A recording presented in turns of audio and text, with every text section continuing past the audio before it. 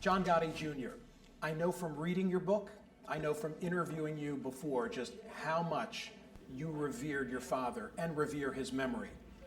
Are you happy with John Travolta's depiction of Dad? Over the moon with joy. Really? John did an amazing job. If he's given you 5 stars, does that mean it was too sympathetic a portrayal of his father? Well, sympathy is a different word than empathy or duplication. My job as an actor is to live up to an authenticity. So that's what I was doing. I have to become John Sr. That's my job.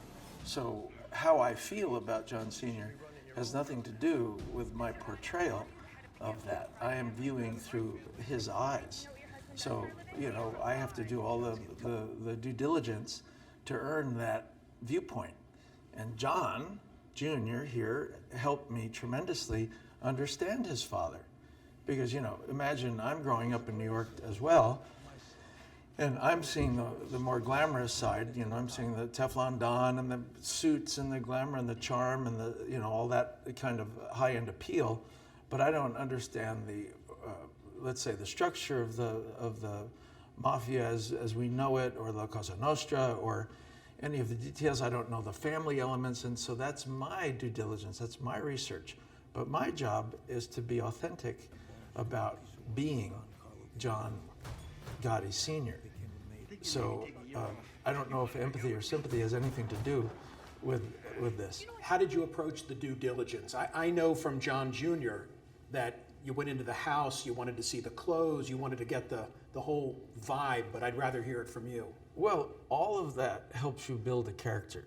I mean, that's my technique from day one. My mother was an acting teacher, and you know, I grew up knowing how to build a character. So you take all the elements and you only use what's necessary for the piece you're doing. But every single thing that I would listen to everything John said, because only through John's observation and John's mother's observation, Victoria, could you absorb the detail that you need to understand the characters. So how he felt, how Victoria felt, what I saw on video itself, or the family footage, all these elements added. John Jr. and Victoria were kind enough to allow me to wear the personal effects. So there was even the cologne sent from the overcoat, the tweed and velour overcoat from Senior. That helps. Do you know, the jewelry? I wore this beautiful jewelry, the scarves, it was all these bits help, besides my own personal observation of how, you know, because I'm a physical actor, I'm able to duplicate physicalities well. All this adds up to a performance that I felt I owed the family accuracy and attention to detail.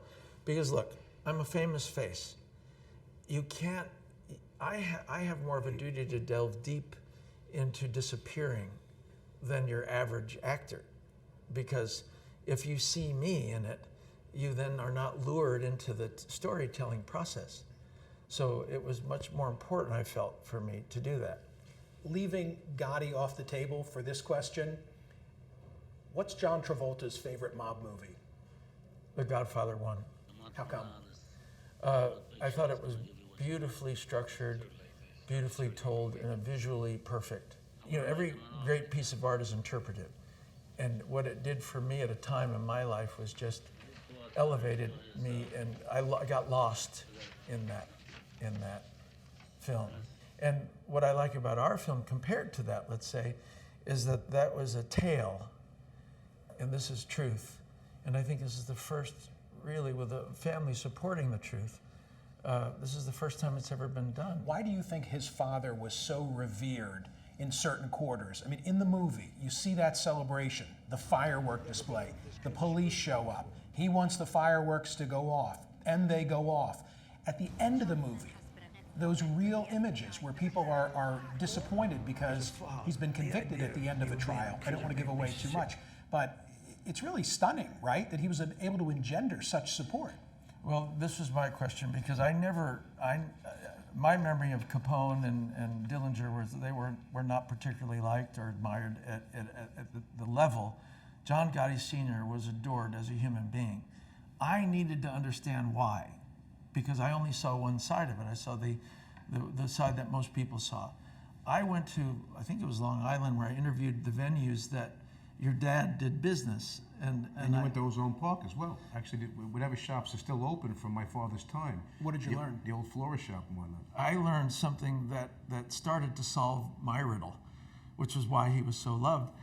I didn't understand hither to that point that small businesses, which have a hard time surviving, could very easily go into the red. Well, John Gotti Sr. was able to put them back into the black and into profit, so nobody ever went out of business. Do you think that his father would have been comfortable today looking down at how he was able to disassociate himself from the mob and walk away from that life? I'm taking a guess, but yes, because of the following. I don't think it was the same game that John Sr. grew up with. I don't think La Cosa Nostra existed anymore. And he observed that whatever the success was of that life was no longer as valid as it was in his day. So my feeling is that John Jr. got out at the right time. John had a very sincere and honest care and concern about his family, more than whether the mob was going to work anymore or not. Dad would say, you know what, that wasn't bad timing. You got out of Dodge at the right time, because you could have gotten into more trouble. Do you worry that this all glamorizes the life? I don't actually at all, because how glamorous is it to be dying of stage 4 cancer in prison, and your son, who you adore, is on the other side, and you can't be with him or the rest of your family? How glamorous is it? All these stressful court cases, and this is a group that lived on a cliff. Do you know? I mean, the glamorous part is they had a sexy life, but I mean, underneath that, I mean, let's look at it.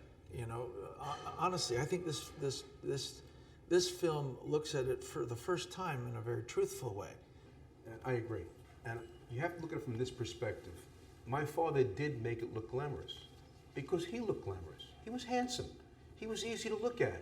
He was erect. His hair was perfectly coiffed. His clothes were tailor-made, custom-made. Okay, nobody had the same suit my father had. Nobody had the same tie my father had. We made sure of that. We wanted him always to be special, okay? And he carried it in a special way. However, what most people don't know is that he spent, as my brother Peter said, so many thousands of meals alone in his cell, eating that meal by himself. Yep. He spent 10 years in solitary confinement, his last days handcuffed to a bed, and if I show you his death certificate, he choked on his own blood and vomit. That's when he died. He suffocated because all the muscles were corroded and collapsed around his throat. So he suffocated on his own vomit and blood, okay? I don't call that glamorous.